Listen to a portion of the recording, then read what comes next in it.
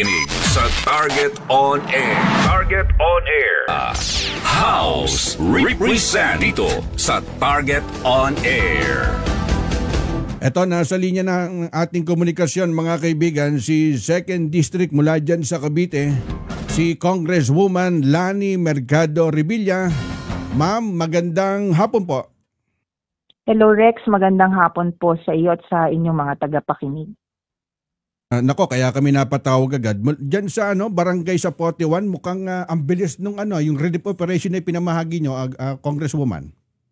Opo, kararating ko lang actually nung July 22. Apa. Kahapunan lang alam ko na nakalagay na sa mga evacuation centers ang ating pong mga constituents na tinamaan po ng baha. Mm-hmm. At ang badly hit was sa Pote 1. Kaya dali-dali po tayong umaksyon the following day.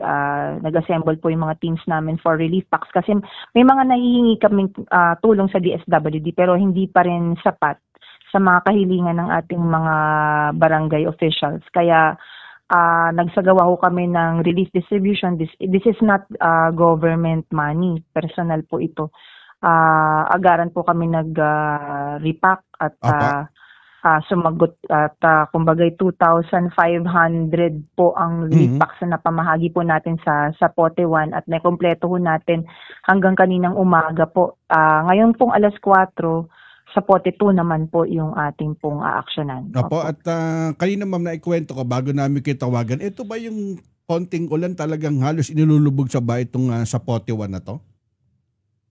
Ano ho yan kasi ang Zapote area, hati po yan. May Bacoor side, may Las Piñas side. Mabilis ho talaga ang pagtaas ng tubig baha ho dyan dahil ang kalaban ho natin dyan, yung high tide. Apa.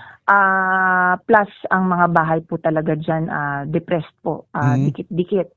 So, ang action taken ho dyan ng ating LGU, Bacoor, ay tinatanggal po yung mga informal settler families so dun sa mga living in danger zones, sa mga drainage systems po natin at nire-rehabilitate po, binubuhay yung mga kanal. Apa. At lalo na yung mga riverways na kumbagay natayuan na ho ng mga pabahay ng mga informal settler families. Yan po yung ina-action na natin. At syempre, kailangan po silang mag-relocate. Yun po ang action taken po ng ating pong LGU Bacoor po dyan. At sa ngayon, Ma'am Bali, meron pa rin nasa evacuation center na inyong mga kababayan po dyan sa Bacoor?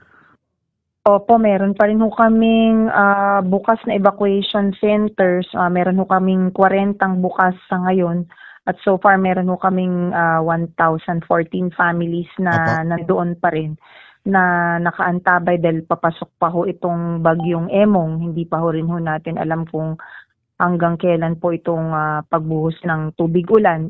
So far, nag-declare na rin po ng walang pasok ang ating acting mayor, Karen Evaristo, hanggang Friday. At in-encourage po muna pansamantala ang ating po mga estudyante at mga DepEd na mag-online o mag-modular system muna tayo while this is going on. Opo, at ma'am, may nakikinig sa atin, taga-Talabat Zone 5. Sana, Karex, makarating din ang tulong dito sa amin ni Congresswoman Ma'am Lani. Opo, yes po. Actually, ang nagtutulong-tulong po talaga kami dahil hindi sapat po yung ibabang tulong ng DSWD sa atin. Ang LGU funds po ay naggagamit na ho ngayon dahil nag-state of calamity na po ang buong probinsya ng Cavite. So, antabay lang po mga kababayan natin dahil hindi po kaya natin dahil medyo may mga low-lying areas po sa may Talaba. So, we need to secure first yung mga relief goods natin safe. Tapos saka ho kami mag-distribute kapag medyo humupa ang baha sa mga areas po nila. Opo, at mensahe ma'am sa inyong mga kababayan dyan sa Cavite. Sa ating po mga kababayan dito po sa 2nd District sa lungsod ng Bacoor,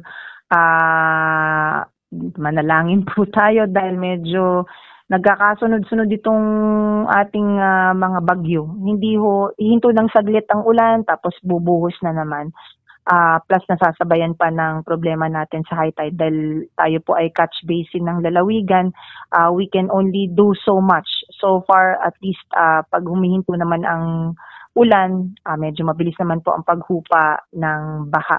Pero it is not an excuse para sa atin po na puminto sa pagbibigay po ng serbisyo. Antabay lang po kayo sa mga distribution po ng relief. As much as possible, if you could stay home, stay at home. Huwag na ho mag-swimming sa tubig baha dahil po sa iwas po sa leptospirosis at sa aksidente. Hindi mo natin masabi ang panahon. Yun lang po yung ating panawagan sa ating po mga kababayan. Opo. Salamat po sa pagkakataon na Mama Congresswoman Lani Mercado Revilla. Ma'am, ingat po palagi. Salamat po, Karex. Ingat din po kayo. Anong mga batas ang kailangan ng taong bayan? Anong mga proyekto ang nakapila para sa distritong kanilang nasasakupan? Ang mga kasagutan sa inyo sa House Represent dito sa Target on Air.